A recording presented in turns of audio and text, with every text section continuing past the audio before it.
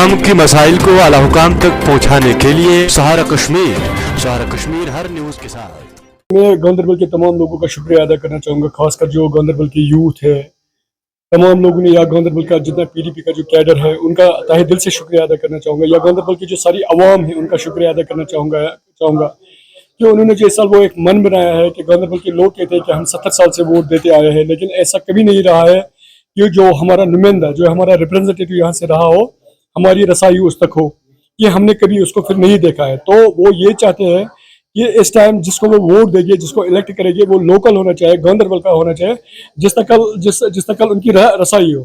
तो मुझे लगता है सबसे बड़ा इशू ये। दूसरा जो बहुत सारे, जैसे कि आपने इशू को लेकर बात उठाई, हमारे गांदरबल में बहुत ज्यादा इशूज है।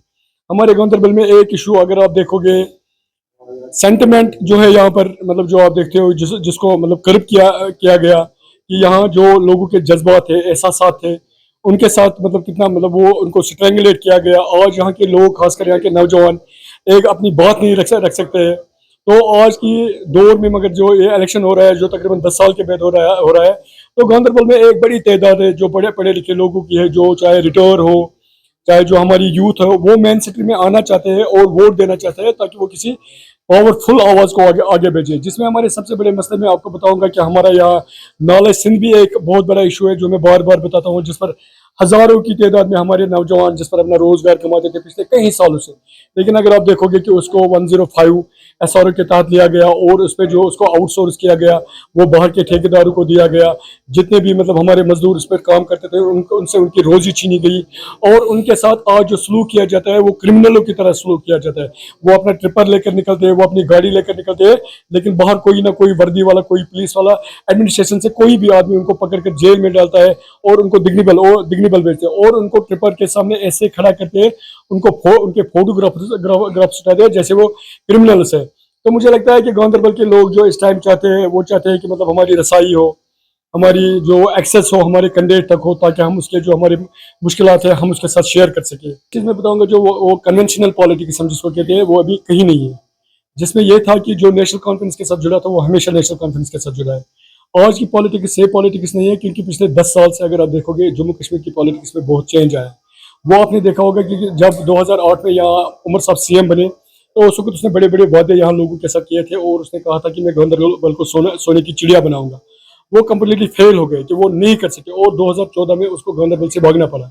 और आज की डेट में अगर आप देखोगे कि रिसेंटली जो उसने खुद एक हरकत की, वो हरकत आपने अच्छी तरह देखी होगी। वो एक मैसेज गांदरबल के लोगों ने उस तक पहुंचाई है कि हमें अब आपकी जरूरत नहीं है, क्योंकि लोगों को पता है कि जब ये एज ए चीफ मिनिस्टर एक ऑटोनोमस स्टेट में थे, जहां पर हमारा चीफ मिनिस्टर प्राइम मिनिस्टर के बराबर होता था और वो कोई भी काम कर सकता था, वो उसमें फेल हो गया। यानी कि 2008 से लेकर 2014 तक, और आज वो 2024 में दोबारा आता है, लोगों को कहता है, वो लोगों से वोट मांगता है, और खुद ये चीज एक्सेप्ट करता है, कहता है कि गांदरबल नजरअंदाज हुआ, गांदरबल में जो काम होने चाहिए वो काम मैं करूंगा, और लोगों से कहता है कि मुझे एक मौका दे दो। और मौका भी कब मांगता है? जब उसने आज से 3 महीने पहले खुद कहा था कि आज की डेट में अगर मैं इलेक्शन लड़ता हूं, मैं इलेक्शन नहीं लड़ूंगा, वो कहता है। और ये कहता है कि अगर मैं लड़ूंगा भी इलेक्शन, तो मैं एज ए मेयर बनूंगा, और मेरी हैसियत एक मेयर जैसी होगी, कि कल अगर मुझे किसी चपरासी की ट्रांसफर करनी होगी, मुझे LG के पास जाना होगा। तो मुझे लगता है कि आज की डेट में लोग समझ रहे हैं कि उमर अब्दुल्ला जो नेशनल कॉन्फ्रेंस के यहाँ पर कैंडिडेट है, वो कुछ नहीं कर सकेंगे। मतलब वो एक खाली अपना जो ये इमेज बचाने के लिए आए हैं। बाकी लोगों ने मन बनाया, चला वो उसको वोट नहीं देंगे। पॉलिटिक्स में कोई किस्मत नहीं आजमा सकता है। पॉलिटिक्स ये स्ट्रगल होता है, ये ट्रस्ट होता है।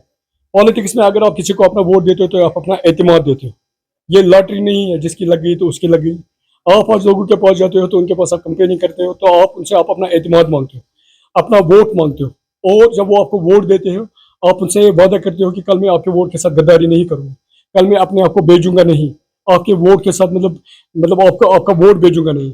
और बहुत सारे जिनकी आप बात कर रहे हो, जो आप मैदान में आ गए हैं, हर किसी को है हक इलेक्शन लड़ना। किसी का कोई भी लड़ सकता है, तो उसमें हम किसी को नकारा नहीं सकते कि वो इलेक्शन नहीं लड़ सकता है।